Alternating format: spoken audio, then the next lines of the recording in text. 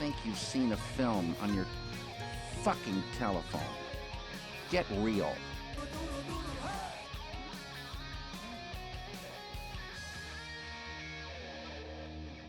Alrighty then. Let's pray to God that this sounds better. We'll hope. Hope is for the weak, Daniel. You just said we had to pray. Praise for the strong. Hope is for the weak, praise for the strong. That sounds... Now put that on a cereal box.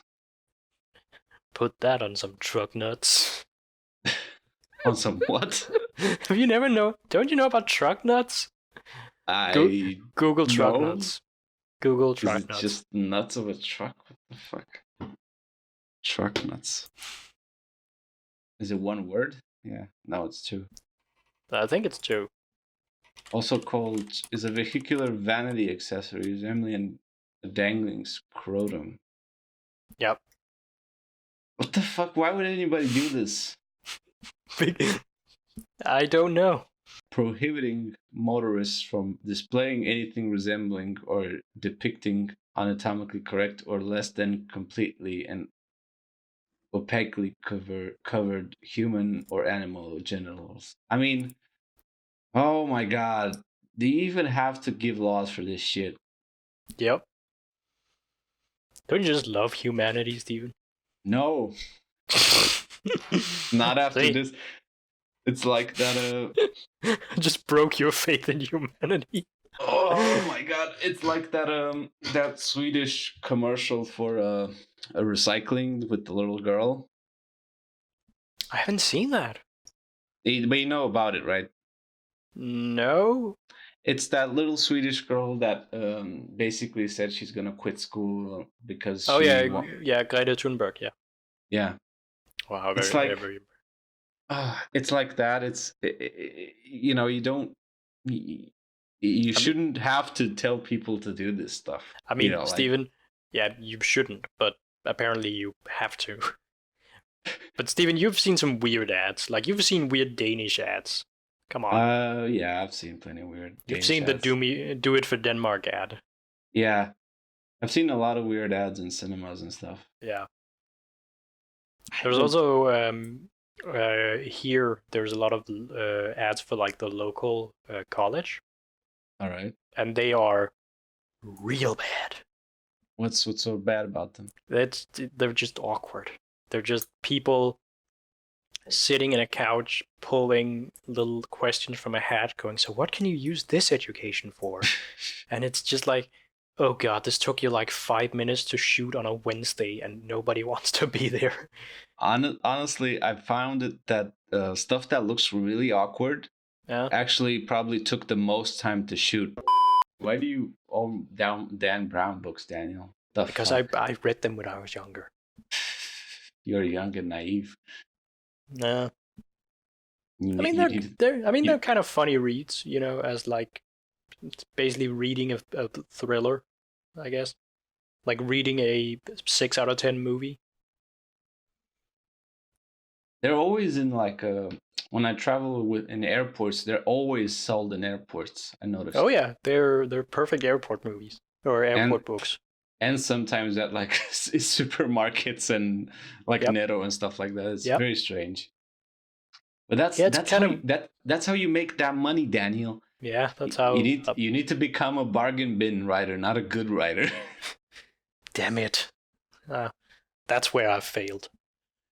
No, that's one of the Well, to be fair, I haven't really pursued publishing in like 7 years, so I don't know, honestly. Is there a way to get published in Denmark that is like easy? Well, define easy. As in, you know, like I imagine the biggest part about getting picked up for publishing is that you don't actually have to take a financial hit from. So is there a way? Is there like somebody that publishes? Oh, I don't know, new and upcoming writers or whatever the fuck. Well, the thing with Denmark is that we have a comparatively small publishing market. Well, that's understandable. So we have maybe 3 major publishing houses and then a lot of like subsidiaries. So you have Gyldendal, you have Rosinde and Co. I think they're called, and then you have like Alright. one more. I think Tellerup. I think, and they are like no, I think Tellerup is actually under Gyldendal. Anyway, it doesn't matter. And they are like the major people, and then they have subsidiary publishing houses for different genres, depending on what kind of book you're selling. And Okay. the thing with Danish publishing is that you don't really have a publishing agent in the same way you have in the US. All right. It's kind of odd, but you can send them your writing if that's what you want. Like That's interesting. Like I've sent manuscripts to publishing houses. So did you write in a specific format or? No, I just sent them my doc. Well, some I don't know if this is the case anymore. This is like 10 years ago, but one time you could actually just send them your PDF, like. But for some of the bigger publishing houses, they want you to send it physically. Yeah. Okay. And then they want you to send, a little page that is like, okay, what is it about? What kind of genre is it? Which publishing subsidiary house do you think it would fit it under? Things like that. Okay. So And like then, to show that you have done your homework or something like that. yeah, basically, did you know that this thing is gonna be sold under this umbrella? So this is the kind of audience I'm aiming for, kind of a thing. Fair enough. How easy it is to get published in Denmark, I have no freaking clue. I am not that into the publishing scene. Because after like 5 years of writing, I just decided I don't care about publishing. Yeah, but haven't you thought about maybe publishing it just yourself on a? Oh yeah, I actually had an idea for like a fun thing I could do, which was my 10th book, which I finished last year. Your 10th book? Yeah. Fuck. What? It's a lot of books. I write a lot.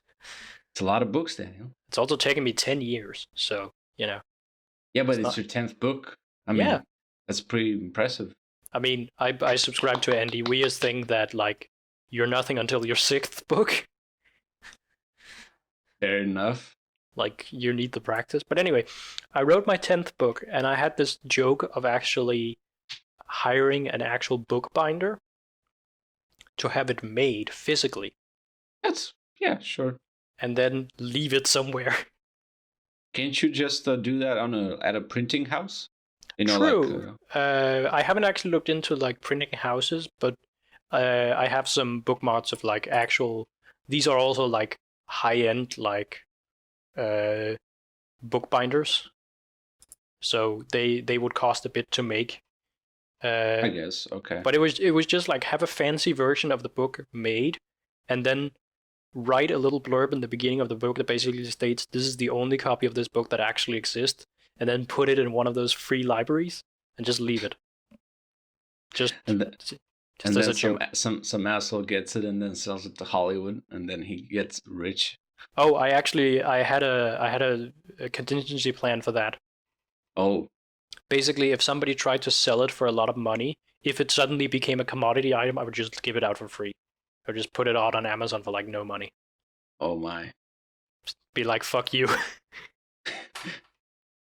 All right. Contingency plans.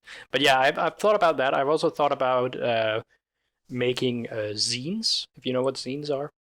No, sounds like some sort of STD. Zine. It's basically little like pamphlets, kind of. All right. That people make. Or a lot of photographers make them to like as like portfolios, but also they're also very big in like the role-playing scene, because what are they? So they are basically just like little like pamphlets that people make. These little like creative. So this would be like and would you put the whole book in this thing, or just put like small stories in them and such? They're very low quality made, so it's basically like you fold paper and then you print on that. Yeah. No, Yeah, At no, I was most, it's just like a curious little glued together. if you would put like a whole book in it or just short. I guess short stories. I don't know about a full book. I think that would be too big. Yeah, I don't write that. Just a huge zine. Yeah, like the thing with zines is that they're supposed to be kind of small. Yeah. So I would probably just do like short stories and stuff, but make some of those. And Do you have short stories? I have some, yeah, not a lot. I it's kind of weird. Like I work in the kind of space that is less than 100,000 words, but up That's pretty good. over 50,000. Like I haven't written a book that's over 100,000 words in like 8 years. But I think that's good. Like I have the same mentality. Like you should, like if you want to do filmmaking, you should probably start with short features, like up to 15 minutes or something like that. Yeah. There's no point in overexerting, like overstretching your ideas when you're a beginner, right? Yeah, like don't start with the 2-hour feature. Yeah, because if you can do it, but it's probably going to be bad because like there's a lot more that goes into a feature besides the ideas. Like you need to know how to pace it. Yeah, and it's the same with the book. I think like if you do a Stephen King size book, you need to know how to pace. You need to know how to pace it, and otherwise people are gonna go like, "What the fuck?" I mean, my big problem with long books is also like I have this internal rule that is as soon as you get over 500 pages, this is like a physical book. Yeah. Not the manuscript thing, but as soon as you get over 500 pages, you really need to think about editing and the voice you're writing in. Because if you're writing in this like really obtuse, hard to understand voice, but you're writing 500 pages, that is going to be the longest book ever. Or if you're writing a very like easy to understand, brisk voice, and you then go to 500 pages, then people are not really going to notice. And also, when you get to 500 pages, I think you need to be very honest about editing, because either you have a book that has a lot of plot in it, or you have a book that has a lot of descriptions in it, and each can kind of ruin the book. That's fair enough. So I tend to write short books, honestly. Also, I like short books because I have an idea and I can just get it out. Yeah, and they're easier to digest, I guess. Yeah. But have you thought about, like, why not just have a website where you just publish them, like make them all nice and stuff? Like, I have actually thought about that. Sammy has also kept pushing me to like, Daniel, you should make a website, and it's like, I'm actually I'm making a website for a friend. Like he's paying me not as much as you should pay somebody, but he's a friend and stuff like that. And I'm making a website for him. And I'm using both WordPress and HTML to make it. Yeah. And like it's the same concept that you would have basically. Well, he's a business consultant. Yeah. And he has he wrote a book on business consultancy, and he also did a for the blind version, like an audiobook. Ah, nice. And it's basically like alternating between the audiobook version and the written version, and figuring out how to make that into an interface and stuff like that. Yeah. It's I mean, you could dude, there's so many easy ways to do that, where you just have your book in a very nice format. And yeah, I know making a website to publish my books would be fairly straightforward. It's just I just have a thing with what's the reason, because get your stuff out there. Yeah, but honestly, if I made a website and called it I don't know, danielspec.com or whatever, nobody would stumble upon that and be like, "Oh my god, that's an amazing writer," or something like that. Yeah, but you can franchise it for other stuff. You can put it on your LinkedIn and on your Facebook, and then maybe, I mean, who knows? I mean, when this podcast becomes huge, Daniel, people are gonna want to see what else is cooking. They want to read my my less than savory novels. You want to read your erotic fan fiction? Oh, I don't write erotic fan fiction. I just write erotic fiction. Oh, I'm sorry. No, seriously. Actually, my 10th book was erotic fiction. I wanted to try. So. Oh, that's fair enough. Like, so what qualifies as erotic fiction? Lots of sex. Yeah, but so did you set out to make it erotic, or did you just become erotic? Well, the original idea was actually, I was talking to Naya about this. All right. And it was 50 Shades of Grey we basically talked about, and we both hate that book and that movie. Well, those books and those movies. Yeah. It's a franchise, Daniel. Respect it. Nah. And I basically was like, well, if I were to do it, then I would do, X, Y, and Z. And then that idea started to stew, and then I was just like, maybe I should write this thing. And then I wrote this thing. But, so give me the layout of the plot, Daniel. Come on. Okay, the plot is you have two main characters, one named Ella, another named Felix, who meet each other through, I think they meet each other online, and they basically start a BDSM relationship where she is the dom and he is the sub. All right. And the relationship is purely sexual. It's basically just Felix goes to her place like 1 weekend a month. They do dirty stuff and then they leave. They don't really have a romantic relationship.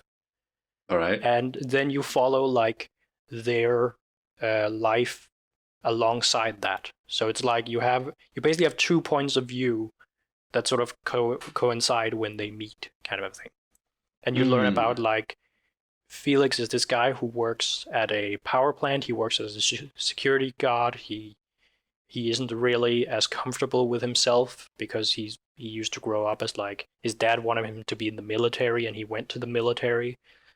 Things like that. And Ella is this she's a ballet dancer. And she has problems with like her dad was this hippie who left the family, and her mom is like dying basically. Right. And it's all framed around this event where they meet each other after like 10 years and talk about all the things that they didn't really talk about. See, now it gets interesting. So when does somebody shove something up somebody's ass? Fairly quickly. All right, the good stuff. Well, actually, there's no butt stuff. That's the one thing that does not happen. It's my one rule. No, seriously, because I had to do a lot of research for this book because I don't practice BDSM, so I had to research how you actually do it. And I'm telling you, this was the funniest bit of research I've ever done. I've never had so much fun doing research because people are really open about talking about it. So you can just talk to people about like, hey, how do you do this stuff? And they would be like, here's a 1,000-page essay on how you do like butt stuff. Mm-hmm. And I basically had to figure out, okay, what is my character's kinks and how would they do it? So the first night they have together, they don't have sex. They basically just are like, okay, let's put down some rules. And Felix's one rule is I don't want things up my butt. Everything else he's kind of okay to at least talk about, but things up his butt, no. And Ella keeps making fun of it. Like at one point she actually puts a butt plug on the table and is like, it's here if you want it. Like she keeps making fun of it. And yeah, like they do increasingly weirder and weirder stuff. And then that's it, basically. All right. Sounds intriguing. Are these books written in English or Danish? That one is written in Danish. All right. It sort of varies whether or not I write in English or in Danish, but most of my stuff is written in Danish. Okay. Do you find it more easy to write in Danish? Actually not. I find English a lot easier to string together sentences. But Danish I find more, I don't know, rewarding in a sense. Because Yeah, like I have this theory that English was made to be written and Danish was made to be spoken. So it's all about creating, spoken dialogue kind of thing. I think it's like because I read a couple of scripts in Romanian. Mhm. I have friends who study like acting and stuff like that, and I read some scripts written in Romanian over the years, and I find it more satisfying than reading a script in English. But I think it's because it's more like it's like you're deciphering your native tongue, Yeah. you know, because like at the end of the day, neither of us are native English speakers, No. so it's like when we read something in English, it's like we're doing it automatically in a way. Yeah, I think so. Like but we're both pretty familiar with English, so we don't really think about how we read it when we read it, you know what I mean? Yeah. Whereas when you read in your native tongue, you think about some sort of implications of what is written in terms of the cultural stuff behind it. Yeah, I can see that. I can totally see that. You know, But like when I read something in Romanian, I think about like, oh, I wonder from what region is this person who wrote this, or uh, like, oh, I wonder if this is supposed to be spoken in a dialect or something like that. yeah. Like, or it's just funnier to read like turns of phrases in your Yeah. native tongue. Like, oh, that's a funny play on words, but nobody outside of my country is gonna get it. I mean, I think it's also because we have sort of grown up with the English through a certain lens, Oh, like that's true. Yeah. through movies and through reading and through stuff. So to sit down and actually write like movie dialogue in English or like book dialogue in English is easy because that's all we know, kind of a thing. Like, Yeah. Yeah. whereas I also think it's just Danish is just a really awkward language in a sense. Yeah. You're telling Uh, me. we don't have that many descripting words, so I find it easier to write. I find it very easy to write dialogue in actually, but I find it hard to write all the other stuff in, so all the descriptors and stuff. No, that's fair enough. Okay. Whereas in English, it's easy to write descriptors, but writing realistic dialogue I find really hard because I'm only used to writing to consuming like media around it. I don't know. No, that's yeah, that makes total sense. I actually found a pretty cool book at the bookworm store called The World of Japanese Comics. Ah, nice. It's published by a company called Manga, Okay. and it's mostly it's there's a bunch of illustration, right? But it's mostly written, and it's basically details the evolution of manga essentially through the years. Okay. Who wrote it? Who wrote it? Frederick L. Schott. It's Schodt. Okay, that doesn't say me anything. It was just because I know there are a lot of like Miyazaki wrote a book on manga and stuff. Oh, that must be pretty cool. It's so strange. Like in terms of like animation is something that is very cultural in a way, Mhm. and comics and stuff like that. Like I always noticed that Danish animated movies when they happen are usually like either claymation or stop motion. Yeah. Isn't that strange? Like why this, why did this country pick this particular type of animation style? You know? Because I don't know, it was because it was what we had. It was what we. Yeah, but is this something that was a part of a Danish tradition before like the more modern ones? You know what I mean? Mm, not really. I just think it's also because Denmark has never had a very big tradition for animation. Like we've done some animated movies, and I would even argue we've done some pretty good animated movies. I mean, Ronan the Barbarian, man. Come on. Yeah, like, see, he gets it. No, just in general, like like we never were to the quality of like, I don't know, a Disney. Like the closest thing we've ever done to a Disney movie is like, what's it called? Help, I'm a Fish. What the fuck is that? Never seen that one? That one's weird. Maybe I'm just blanking on the title. Help Try Fish. Googling it. It's basically it's a movie about some young people that get turned into fish. I mean, I don't think I ever saw it. You should see if you can. I don't know if it's easy to find or anything, but you should see if you can find it. It's kind of odd, and it's like, okay, we're doing this now, I guess. I mean, it looks a bit like a. It looks like The Secret of Nim underwater. That's actually, yeah, I can see that. It's a Danish, German, Irish production. Yes. What the fuck? All right, that's such a strange combination. Yeah, we have a. Well, it's also because Denmark has never really, again, had a tradition for it, so we haven't, just big animation studios outside of. I don't know. We have a bit with 3D, with like the people who do like Ronan the Barbarian, for instance.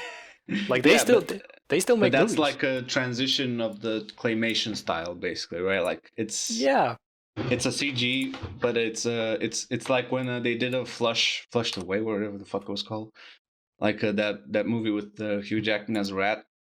Yes. Like it was CG, but it was supposed to imitate like the claymation style, right? Yeah. So I think it's in that sense, right? Yeah. Dude, this thing is like, it's voiced by Alan Rickman, Terry Jones, and then unknown Aaron Paul. Yep.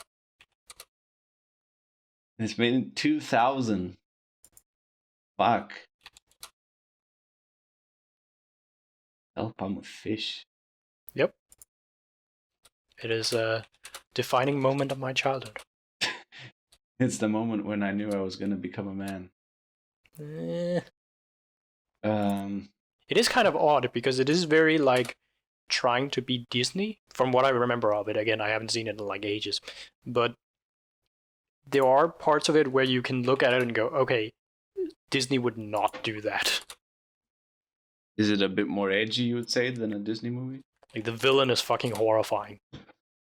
Is it the guy in the background of the poster? I need to think. Help, I'm a fish. No, he's actually not on the poster, I think. There's a thing in the background that looks like a scary little thing. I don't know. Have you ever wondered what it would be like to see the world under the sea?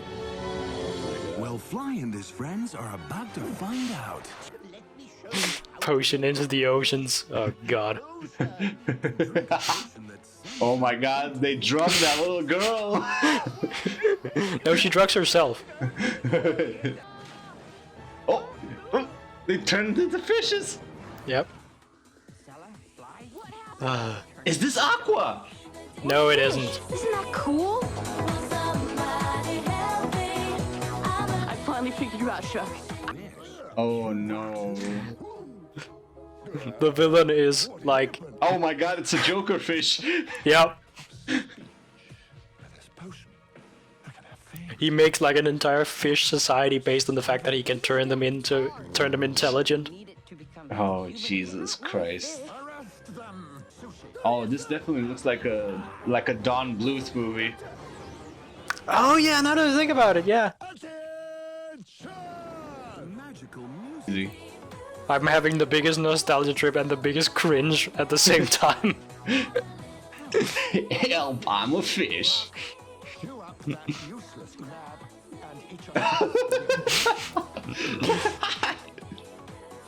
Oh Yeah. my God, That is the peak of Danish animation. That's the peak of Finding Dory ripoff. Hey, this was before Finding Dory. I'm sorry. Okay. So technically Finding Dory ripped off us. What was the first one? Finding Nemo. That was. Yeah. I think that was before this. After this one as well. Yeah. So what you're saying is that Pixar ripped us off. Yeah, yeah. I'm just saying. I think if you trace the beginnings of all great animation, it starts with this one. Yeah. And then there is the Valhalla cartoon. Valhalla Rising. No. Boy, I wish.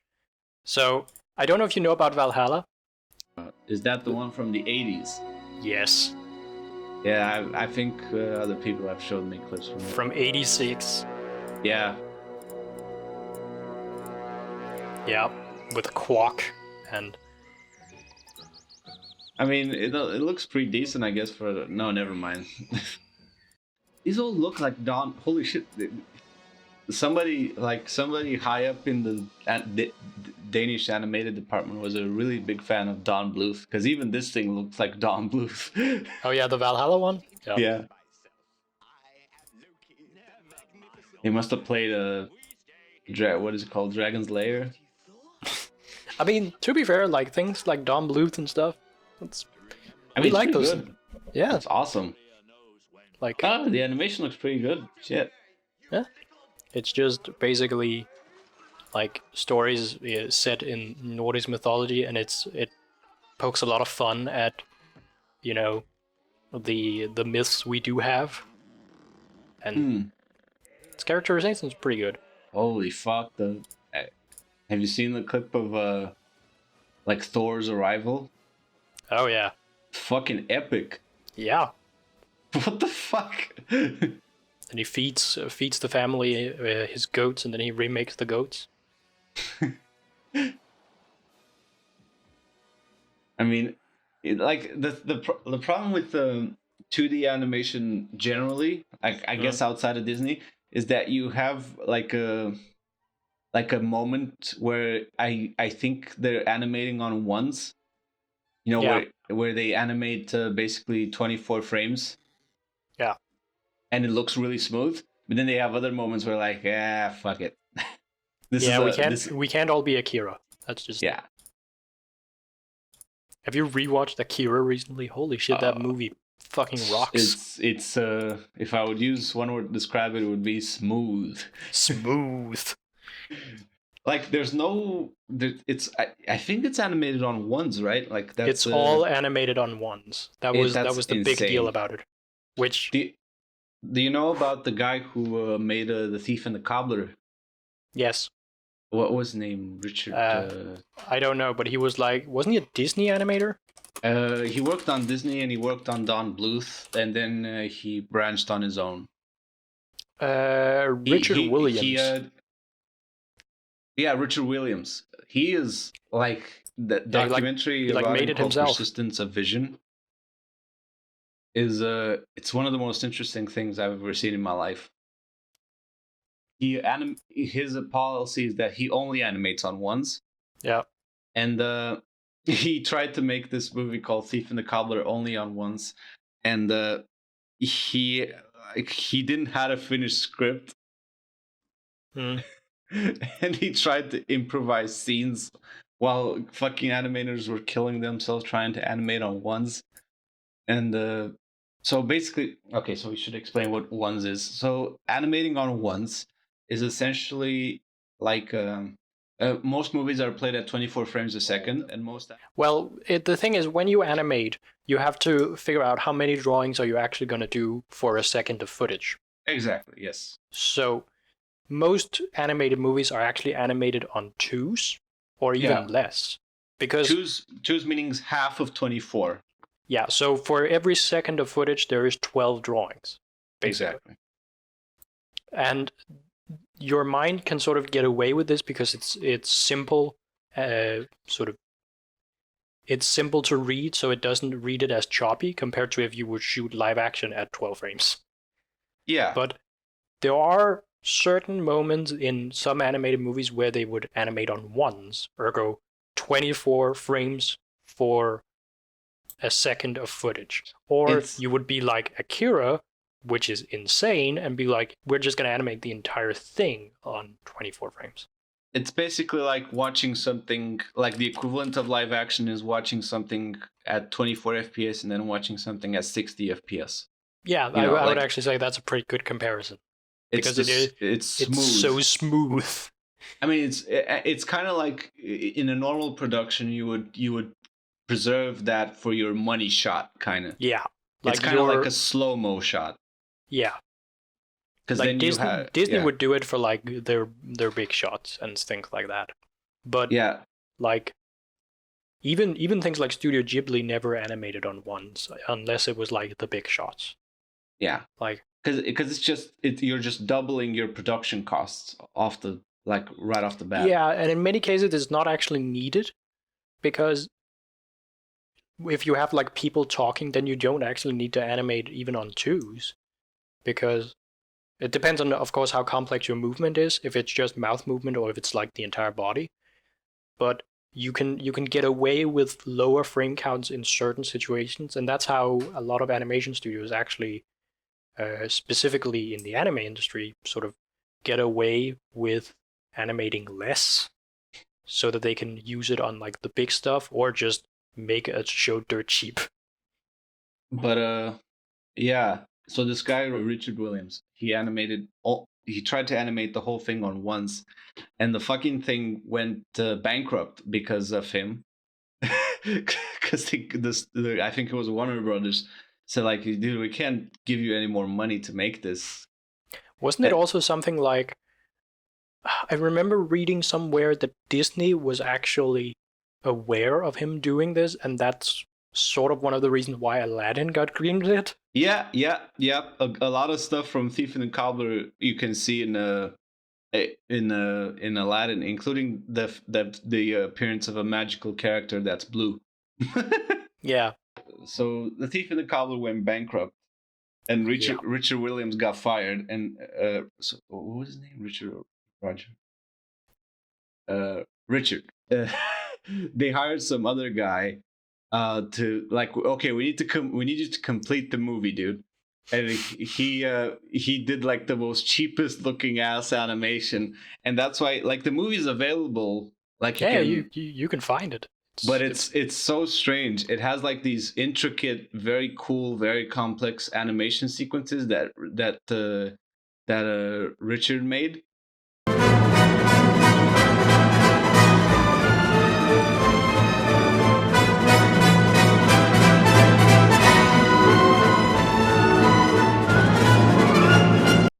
And then it has these connecting sequences which look like the cheapest ass. They look like they're made in Flash, even though Flash wasn't a thing in '93.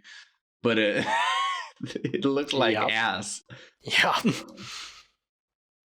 And they didn't even like keep the color of the main character consistent, like in the essentially the reshoots, I guess you could call them. Well, like the character has human skin color, like, right? And in Richard in Richard's version, he's full on white, you know. So it's like, wait, why is this character change color of skin? I don't know. And the movie took like 20 years to make. Yeah. And they like one of the first things that they did was hire Vincent Price to do audio recordings. And Vincent Price is in the movie. Yeah, that's right. The movie came out in '93. Yep. And I think Vincent Price died in '93. Yeah, it might have been. It's his second to last work on IMDb credited. Okay. That's it's insanity. Like, this thing is. I mean, it's kind of like the last work of Orson Welles being Unicron.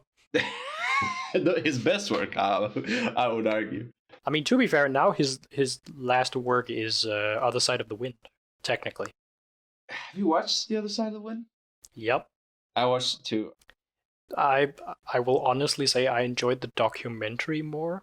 Oh, they'll appreciate me when I'm dead, or whatever. They'll love me when I'm dead. That one was cool. Yeah. It's getting a Criterion release, actually. No, Netflix announced a lot of movies of theirs that are getting Criterion releases, including like The Irishman and Marriage Story. That's awesome. And then somebody was like, hey, what about Other Side of the Wind? And then some representative of Criterion was like, we're working on it. But what are they gonna add to it? Because the Criterion Collections is like they add a lot of stuff to the releases. I'd imagine they'd add a lot of like commentary tracks by the people who edited it, because that's fair. Because Netflix, of course, made the documentary and then they released the finished edited version of Other Side of the Wind. But they also released a like half an hour extra thing called One Last Cut for Orson, which is actually hidden in Netflix. It's if you go to, I think it's The Other Side of the Wind you have to go to, and you go into trailers and more. That's where it is, like Alright. hidden. But they could add that, and I think a lot of it is just gonna be like commentary tracks and maybe some like extra footage from it, because they had like a ton of footage. Maybe they're gonna do a re-edit. Well, why not? I mean, I don't know. the subject matter is pretty fluent. You can just re-edit it, pretty much. Yeah, and to be fair, I think a lot of it will just be the appreciation of being able to have it physically and actually buy it. They can edit in Orson's commercials for champagne. God, I love those. That man did not Champagne give from Paul Moss. two. Action, Orson, please. He doesn't do anything? No, sorry, cut. That man Rolling. did not give two 102, take two. shits. Ah, the French champagne. My favorite is still action. It takes like 2 full seconds. He turns, looks at the champagne, and goes like, "Ah, oh, the champagne is made from." Oh, Megatron! Action, please. Ah, the French. That's Orson Welles' final contribution to cinema. I mean, Yeah. go out on a high note, I guess. I think there are clips. I think the guy who does the voice of Pinky and the Brain, before that he did the. Do you know the cartoon The Critic? Yes, I think Orson Welles appeared in that one. I Like think so as- too. I think there is at least a clip where Orson Welles is there. there it I is. Yeah. He's doing like a Cheetos commercial.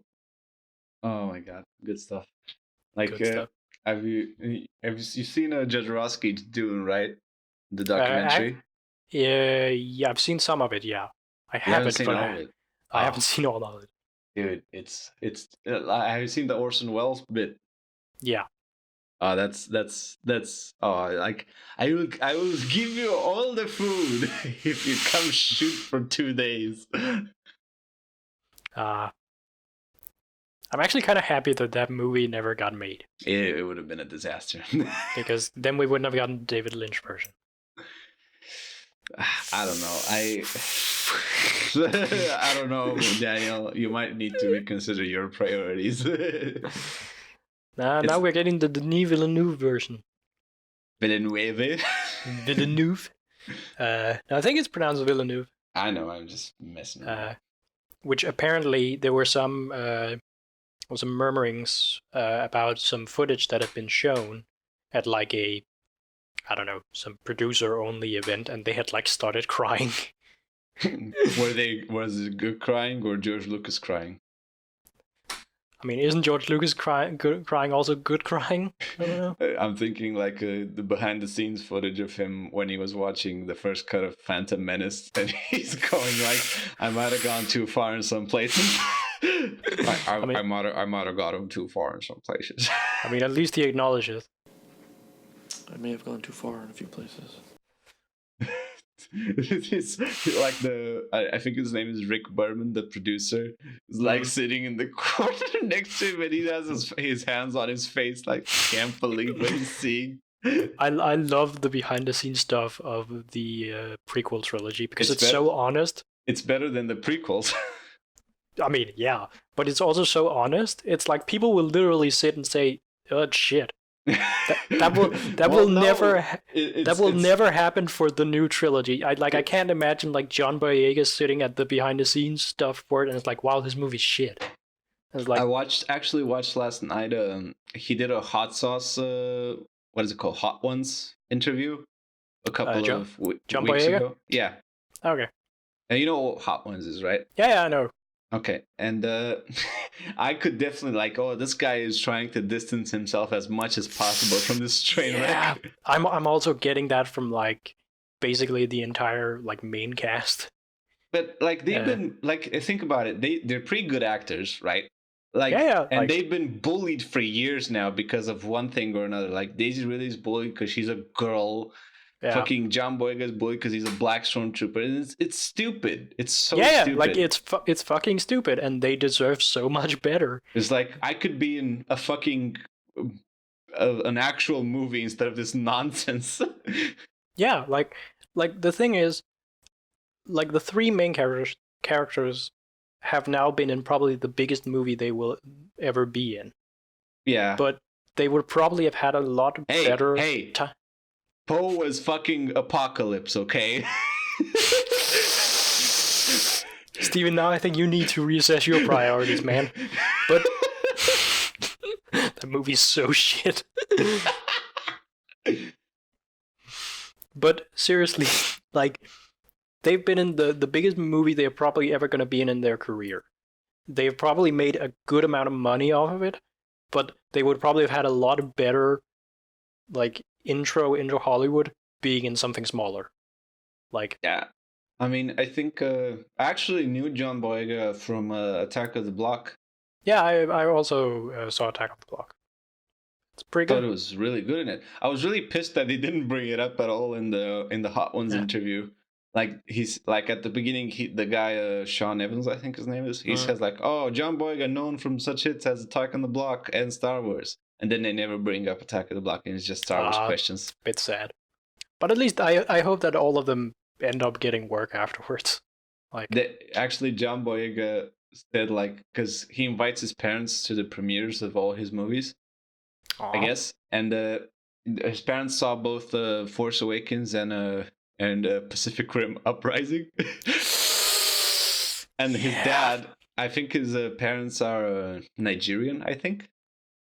And his dad said like he was to the premiere after the premiere of Uprising, he told him like that was a good movie, better than Star Wars. Well, I understood what was happening. I mean, not to say anything bad about John Boyega's parents, but John Boyega, your dad's taste is kind of shit. Well, I think it's like if you don't know anything about Star Wars, if you watch Force Awakens, you're like, what the fuck is happening? Yeah, like that reminds me, I still haven't seen The Mandalorian. Yeah, I think I've seen most of it. I skipped probably some episodes. I watched it with Thomas because he likes it. It's not that good. I mean, the funny thing about The Mandalorian is I find that more people want to talk about fucking Baby Yoda than anything else. Like, they don't want to talk about whether or not the movie's or the show is actually good. Well, yeah, because that's not what it's important. It's that Baby Yoda, man. That, like, Muppet. You know that somebody was probably like, how can we put the porgs in The Mandalorian, but not be the porgs? Seriously, I have an idea that whoever it was who wrote that Baby Yoda was going to be part of it had it as like a little, like the end of the first episode, he finds Baby Yoda.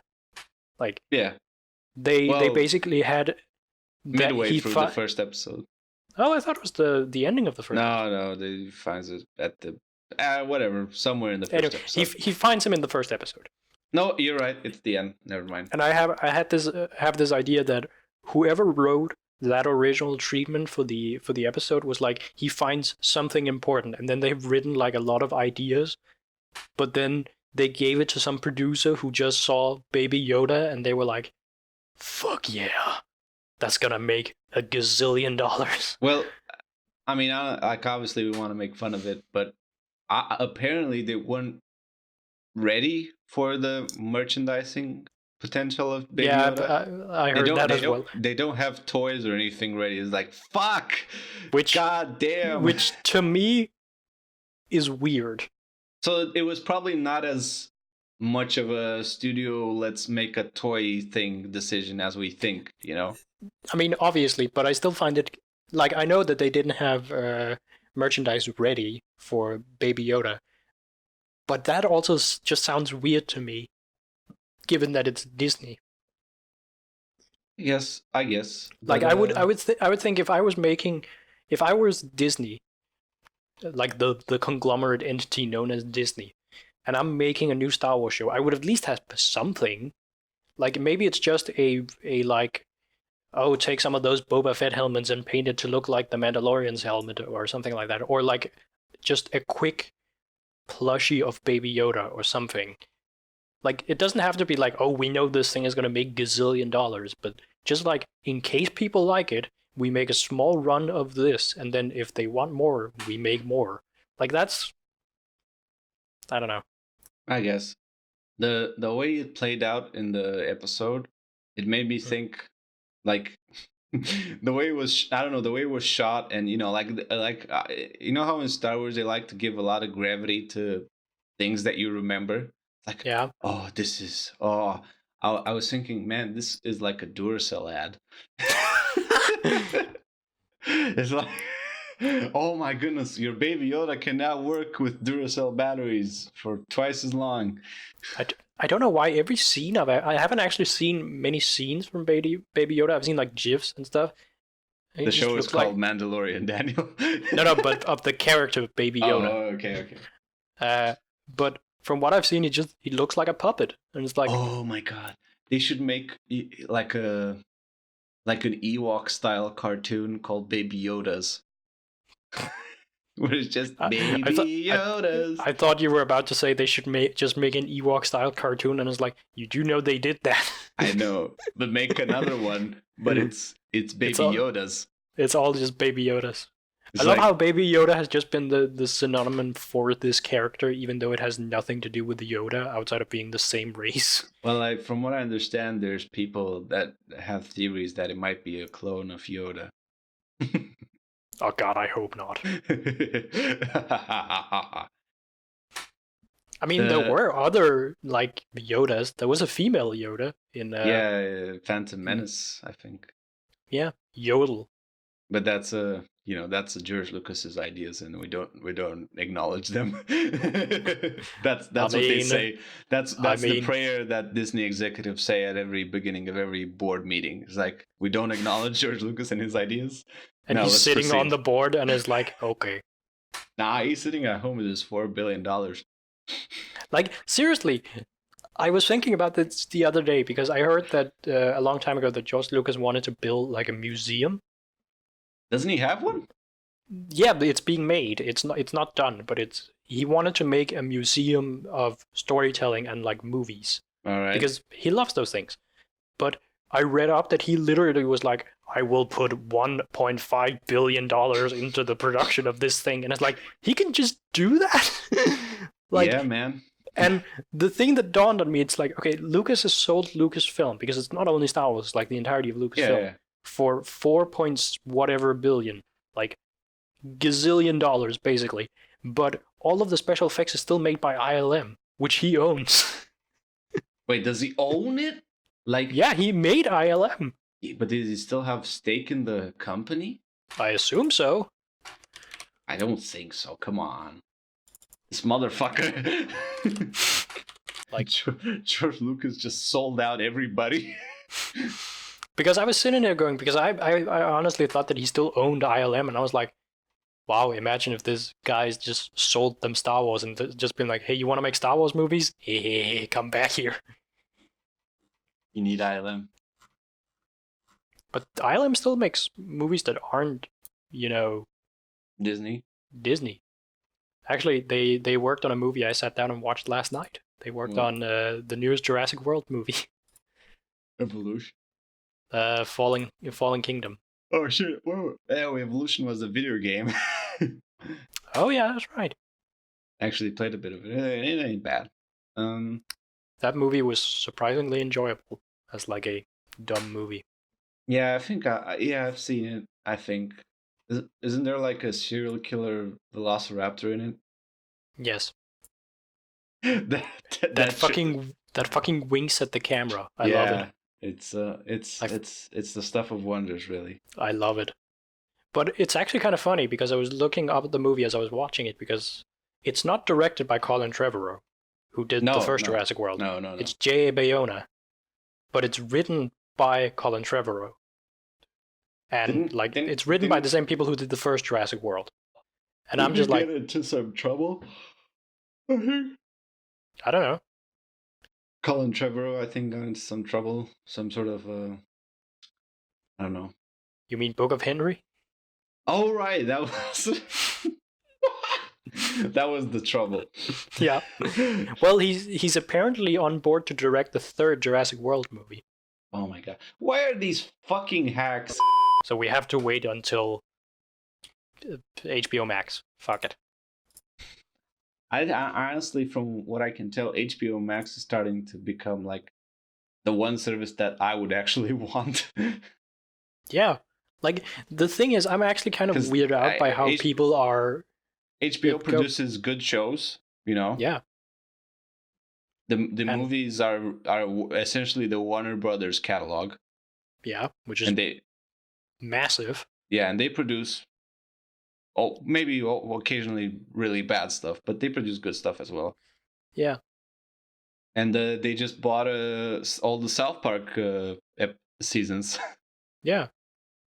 Guess for how much they sold, because South Park was owned by Trey and the rights for streaming were owned by Trey and Matt Parker, I think, or Comedy Central or something like that. Yeah. And guess for how much they sold it? $2 billion. No.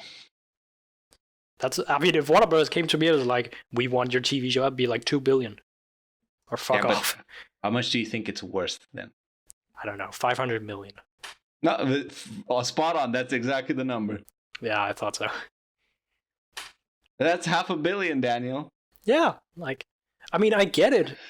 Because if you think about it, this has nothing to do whether or not South Park is actually good. Granted, I haven't seen much of South Park. I've seen like one full episode. But it's about the fact that it can bring in a lot of views. Like, South Park is popular.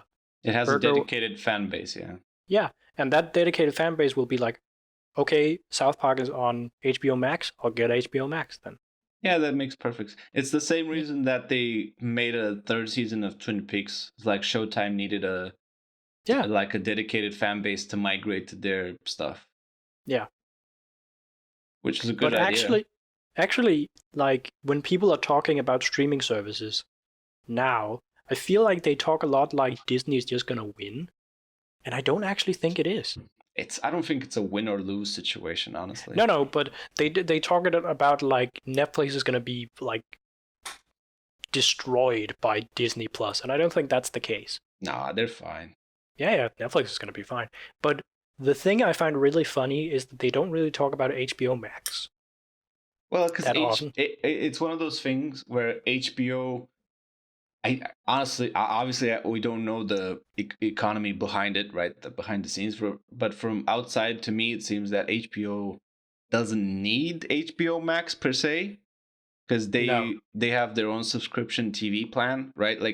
I don't know how it is in Denmark, but I remember that back in Romania, you needed to purchase HBO separately. You can't, as far as I know, get HBO as a channel in Denmark. You can only get it through HBO Nordic. Okay, so you need to but you essentially need to purchase it separately. Yeah. Yeah, it was the same, yeah.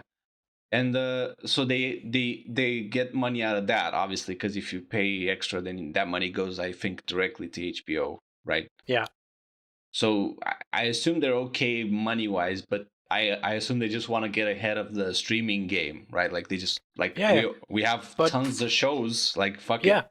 But I remember talking to you about this, the idea of the verticals in Disney. Like, they have 6 or so verticals. They have like Star Wars, Marvel, Pixar, things like that. These like big pillars that hold up their streaming service. Arguably The Simpsons, I guess.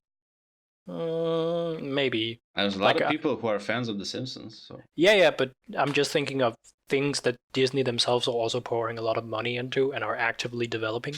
Oh, okay, I guess you're right, yeah. I would put that under the Fox catalog, which has now been renamed. It's not called Fox anymore.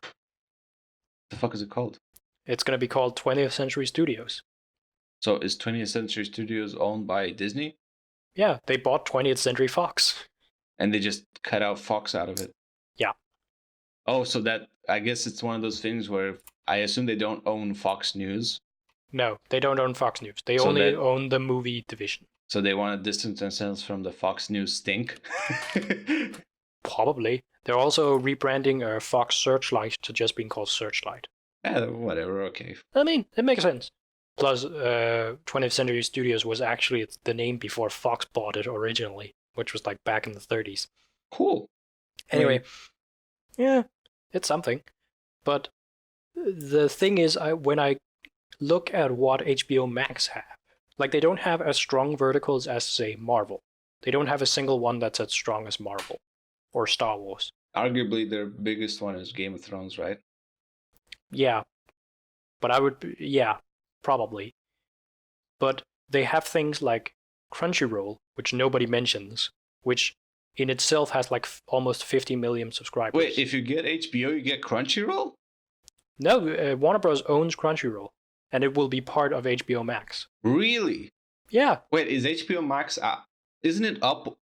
It's up right now. Like you can.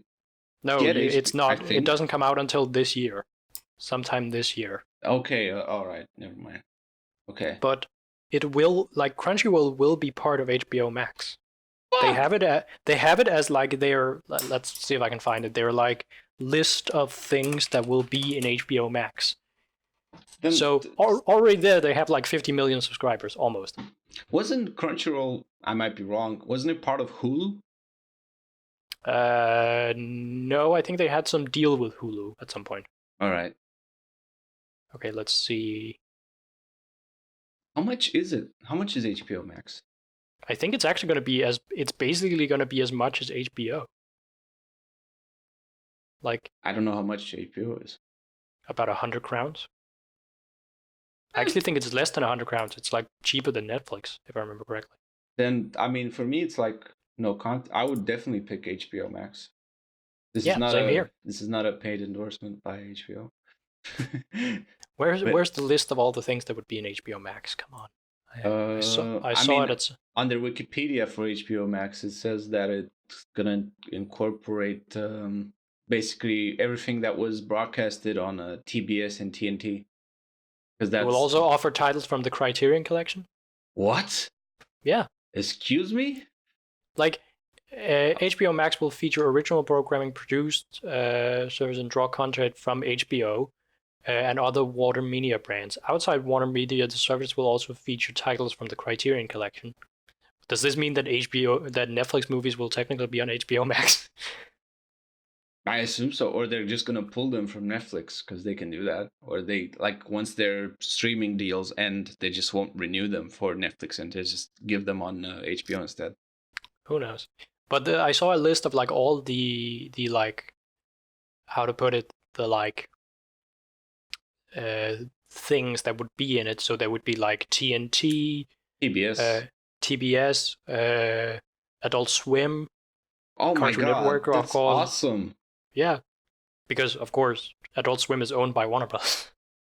There's a company called Otter Media, Daniel. Oh my god! I'm in. I don't even know what they do. Yeah. I mean, And they have a bunch of shit. they will also have podcasts about film and television series on the service. Awesome. Apparently. Hey, they're gonna have what's it called? They're gonna have Watchmen. Oh yeah. I mean, it's already on HBO, so. Yeah, but correct me if I'm wrong. Can't you already watch stuff from them online through their normal HBO platform? They're like, I mean, there is the HBO Nordic, Yeah. which is like the Danish version of HBO Go, So that's which is HBO. Okay. Yeah, HBO Go is it's HBO's streaming service in the US. And whenever like for instance, when Game of Thrones was running on Danish television on like standard Flow TV, Yeah. you would be able to see it on other channels, but there is no dedicated Danish HBO channel on regular TV. All right. So the only way you could actually watch like full HBO programming would be through HBO Nordic. Because so I'm on HBONordic.com right now, and it Yeah, offers same here. it offers some sort of like for example I'm on the Watchmen series. Yeah. And like for example, it offers some sort of thing with 2 months free for 90, and then 99 kroners. 2 weeks free. Sorry, 2 and weeks then 99. free. Yeah, and then 99 crowns a Per- month, per which month, is essentially what you pay for Netflix. So, but this isn't HBO Max. No, because HBO Max is not out yet. So this is what they had before, I guess.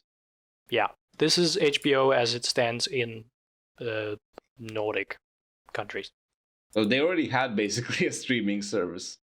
Yeah. And HBO Max is just going to be like, let's fold all the other Warner Brothers stuff into this. Isn't Like, it crazy that Warner Brothers decided to use HBO as their branding for their streaming service, essentially? Because it's essentially the Warner Brothers streaming service. Yeah, like it's basically their Disney Plus. I just think that, honestly, I originally thought they were going to call it like Wanna Watch. Why? Because then you could be like Wanna, like want to. Warner? Yeah. Oh my god, Warner. That's terrible. Yeah, like I thought that was the best thing I could come up with. Warner Watch. Or like Warner. I mean, Warner Play sounds like it's gonna be like some game service, but I imagine, I don't know why, because they had that thing with the Animaniacs with the WB thing that they would come out of. Yeah. And I would imagine like the homepage would open like that, where you click on a water tank with the WB logo, and it opens. Oh, that would be kind of dope, actually. It would be very dope. Thank you. I mean,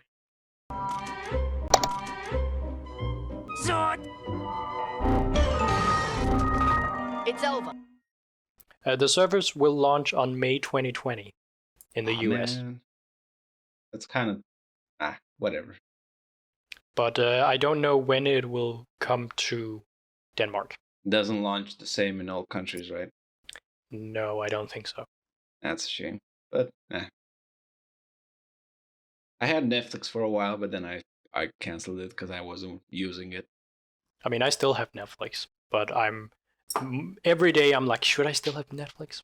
Well, I would use it if they had stuff that I would want to watch. Yeah. As in, like, I for a while I did the thing, like the browsing thing where you go through what they have and then I'm going to watch this if this. But then I became like, well, I kind of want to conserve my time in watching stuff that is actually worth watching and not just garbage. Yeah, that's also my problem is I like to watch Netflix whilst I'm eating dinner or something like that. Oh, that's fair, yeah.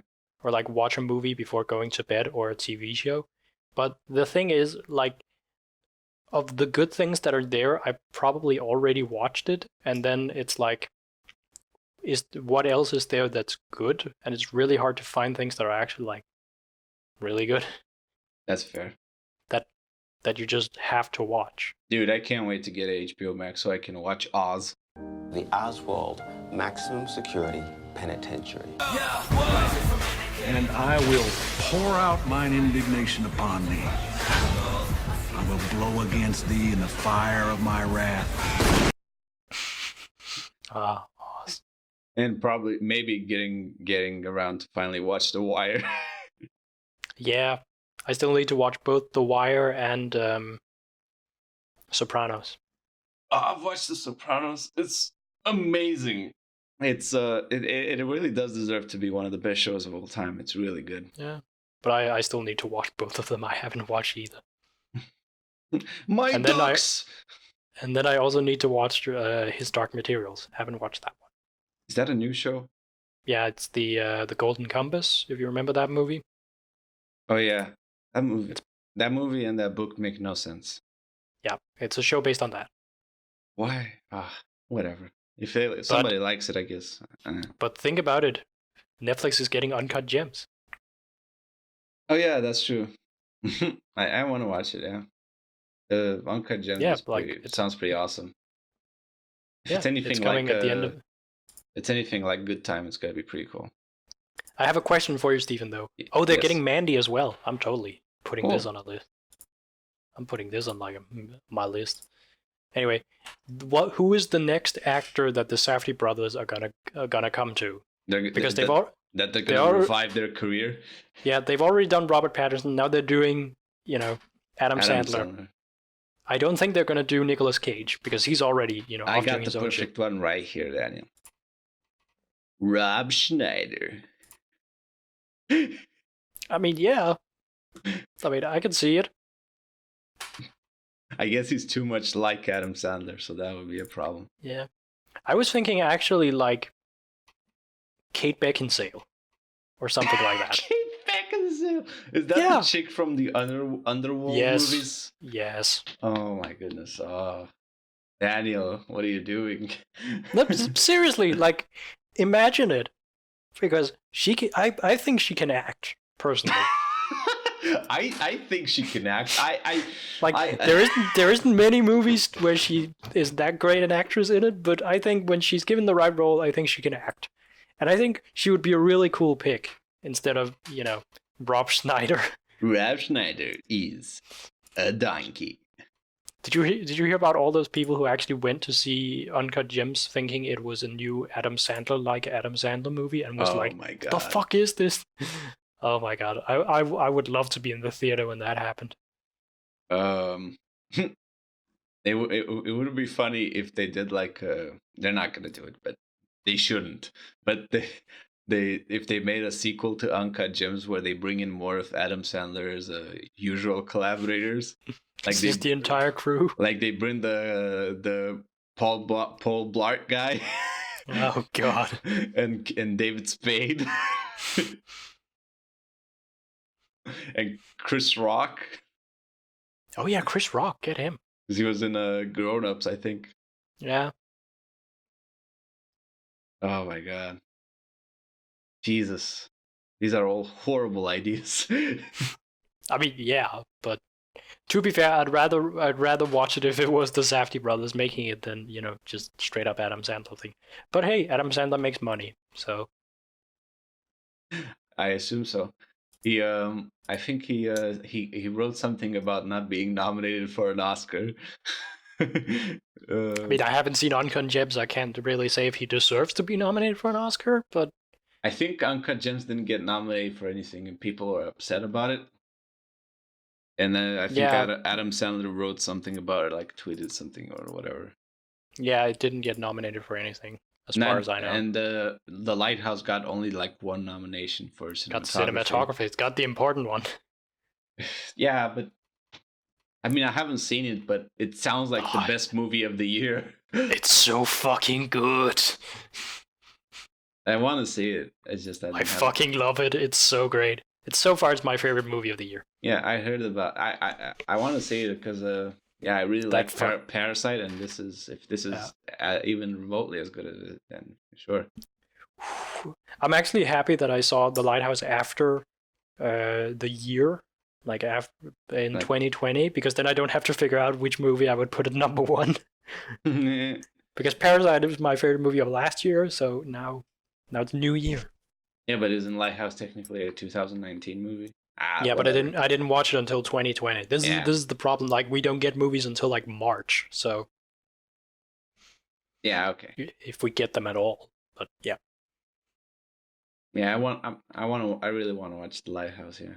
It's oh my God, it's so good. I love it. It's fucking weird, but I love it. I mean, it has Willem Dafoe in it. Can it not be weird? You're a fan of me, lobster. I don't get that reference, but I will. No, you will. Also, the first time I've ever seen a sequel deliver an Academy Award nominee-worthy performance. Oh my goodness. I'm reading facts about Uncut Gems. It was shot on 35mm. Oh, neat.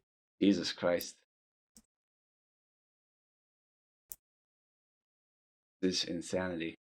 Like, who would be the next Safdie brothers pick? I don't know, man. what was the name of the other guy from Twilight? Taylor Lautner. Yeah, him. He's perfect. I mean, it can't be Kristen Stewart. She's already doing all of her weird Kristen French Stewart movies. is awesome. He's great. Yeah, I like Kristen Stewart. Personally, I also like Robert Pattinson. I think. Have you seen Personal Shopper? Yes, It's awesome. She's great. it is a weird movie. Actually, a good documentary I also watched the other day was The Edge of Democracy. What is that? It's about Brazil. So Alright. you know how Brazil had this big scandal about like their president and like their two last presidents were like massively corrupt and things like that. Yeah. That like what was it called? Operation Car Wash, whatever. All right. This is what this movie is about, but it's from a director called Petra Costa, and she does a very like personal thing of it. Like she interviews the two presidents, Lula, I think his name, and Dilma. Are these the former presidents? Yeah, All these right. are the two presidents who got like thrown into this scandal, despite the fact that they didn't really have any evidence that they were implicated. It was just basically the right wing of the government decided that this case, this like this Operation Car Wash that basically showed that there was government-wide corruption, was gonna be their way to throw out the two presidents, or throw out the current president and discredit the former president so that he wouldn't re-elect. All right, got it. And it's really interesting to see, because it is basically just a coup, but they use like the media and all this stuff to just be like, Yeah, get not the public on. Not a military coup, but It's a democratic coup. Yeah, in a sense. Yeah, okay, putting it on my watch list. Yeah, it's a pretty cool little documentary. It's also very interesting. Yeah. Yeah, and it's fairly easy to follow if you, at least I thought so. I wasn't really like confused or yeah, really. All right. Well, I think we can wrap it up for today. Yeah.